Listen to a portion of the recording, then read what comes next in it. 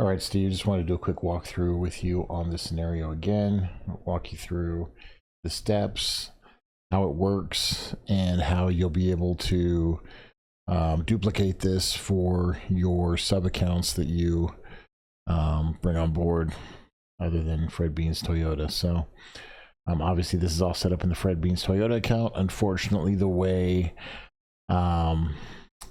GoHighLevel works is you can't create custom fields on your agency account and have those filtered down to every single sub account. So for every sub account you build, you'll need to make sure that these fields are in there.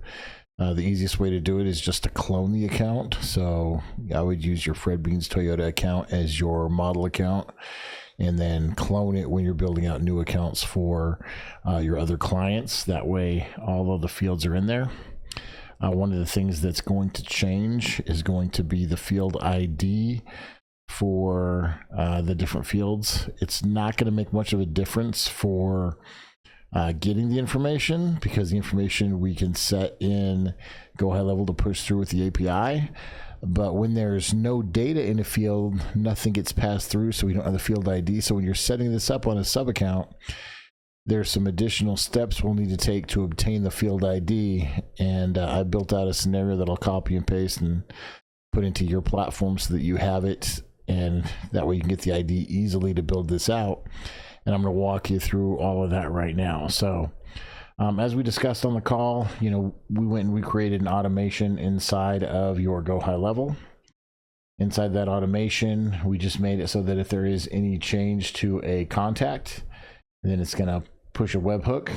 The webhook data that we're pushing through is the testimonial text, testimonial background, and then the testimonial social image post. There is no date on when we obtained the review from what I could see in your custom fields. So I had it just using today's date when it generates the image. So that way, obviously if it goes through, the information is there, it's going to process on the day they leave the review. So it'll be based off that date. If you want to put a date field in there and update that, we can do that as well. But given what we had, this is kind of the three fields that we're going to push through. Then we come into our scenario. So once those fields get pushed, the webhook's going to grab those. They're going to put them into our API template, and then it's going to build that out. Like I said, I'm just using the current date and time for the review itself.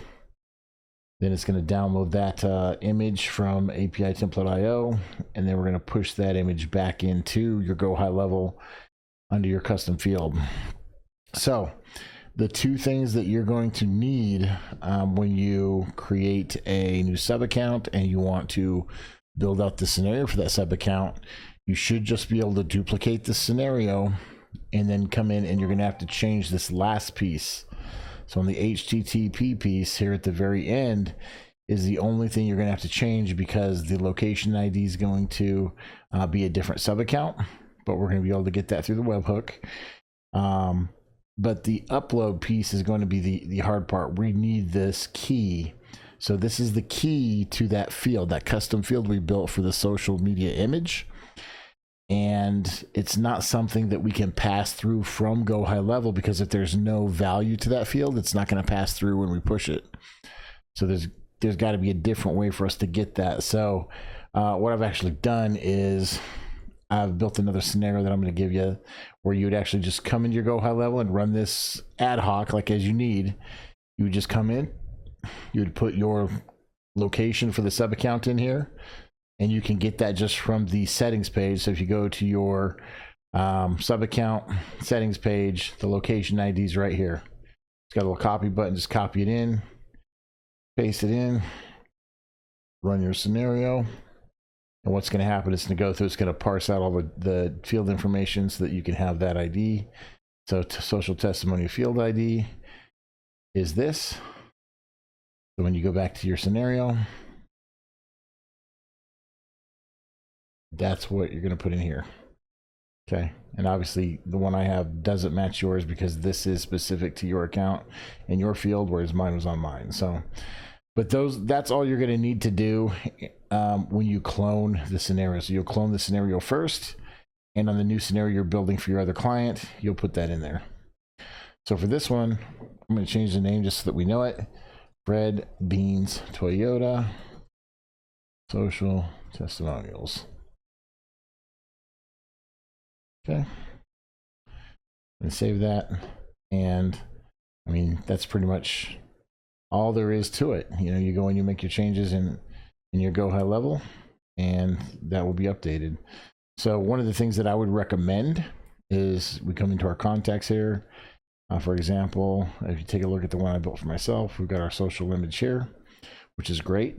What I would do if I were you is I'd probably move the other fields there that compose of that image into the contact. And to do that, you can just go into settings. And if you want me to just come in here and do this, I can. I just didn't want to change it without getting approval from you. But there's a folders area, and you've got them all built under additional info. What you can do is you can come in here, you can say, okay, so Smart Rewards customer feedback. You can actually move this into the contact folder if you want to. That way those will show up in that same area as I had the other image.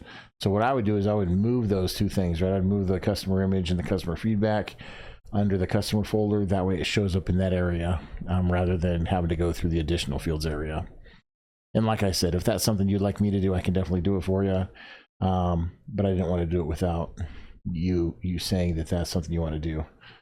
But yeah, I mean, that's really all there is to it. Then the last piece is going to be on the API template.io. For the API template.io, you know, we kind of talked about that. It's really playing with it and determining what you want. You said you're going to have a solid background on the back of their logo. So, I mean, that makes it really easy.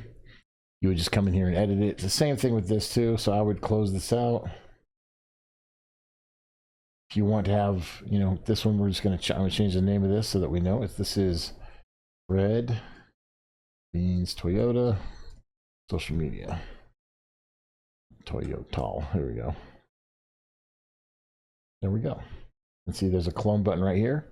So you just click clone, build a new one, and then when you're coming through, this is the only other change you're going to need to make, right? So we have our scenario. You know, this is for Fred Beans Toyota. You come in here to your API template.io, Smart Social Image Pose. I mean, this is going to change now because we changed the name of it. So there we go, Fred Beans Toyota. And then if you have another one, so whatever your next client is, if you build it out for him, you'd pick that. So if, for example, if you decide you wanted to do this and build it out for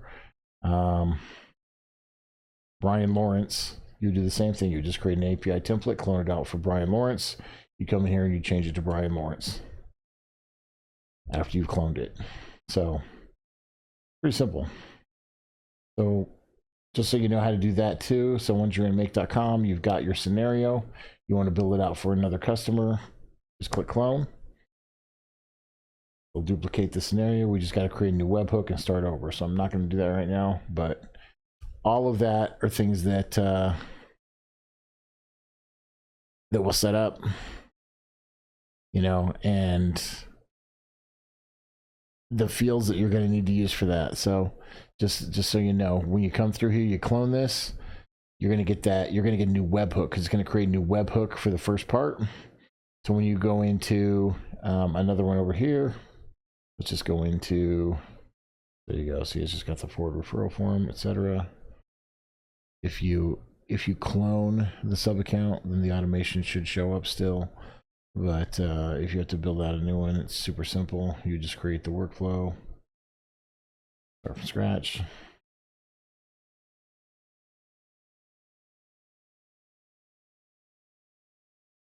Okay. Add the trigger. The trigger is contact changed. Name, add filters. No filters, what we want. Save the trigger. Build out our custom fields. So I'm actually going to look up webhook. There we go, webhook, and it's going to be, this is where you're going to post paste that new URL that we get from Make when we clone the scenario. So then we can add our custom data too, go in our keys, click on the little area, contacts, custom fields. Smart rewards, customer feedback, and just map them out the way we did before. Like I said, I don't think this is going to be an issue if you're just cloning the accounts. You may just have to do a little extra work while you're setting up the accounts you've already got, but until then, it's not terrible. So I'm going to delete that since we're not using it.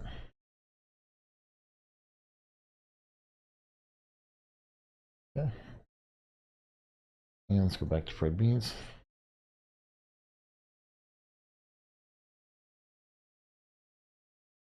Okay. So everything obviously is in there, good to go. This is published. Everything's running.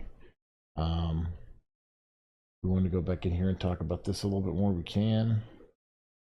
The big thing that I like to pay attention to here is the layers. I don't know if you've ever played with Photoshop or any editing tool. I mean, yes, Canvas uses layers too, so you probably understand this from Canvas. So whatever you build from Canvas, then we can make it kind of look the same and work the same in here as well. So the layers, if you move the layer, they're going to be a different area. So if you decide you wanted a box underneath that, you build that rectangle, put it underneath, and then you just drag it so that it's underneath that image instead of above. So I'll leave that open, but I want to do this. Okay, I want to do this. I'll lower it like this. And I'm just using this as an example for you. I'm going to take that and move it underneath that. That's the logo. And there we go. So then you can change your color here. You want to do white, whatever, so it shows more. You can put your stroke around it, your border, you can put shades, whatever you want. But I'm going to get rid of it now because I think it looks better without it.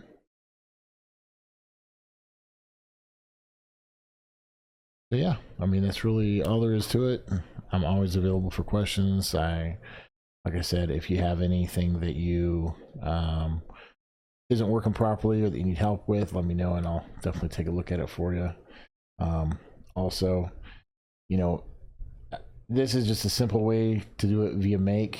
If you want me to make this even easier, I have no problem building out a little web page on my server that has a webhook, so that you could submit the location ID, and then it would just return that.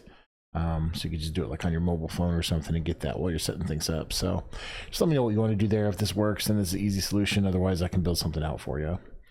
But let me know what other questions you have. Hopefully this helps, and looking forward to seeing how this works out for you. Thanks, Steve.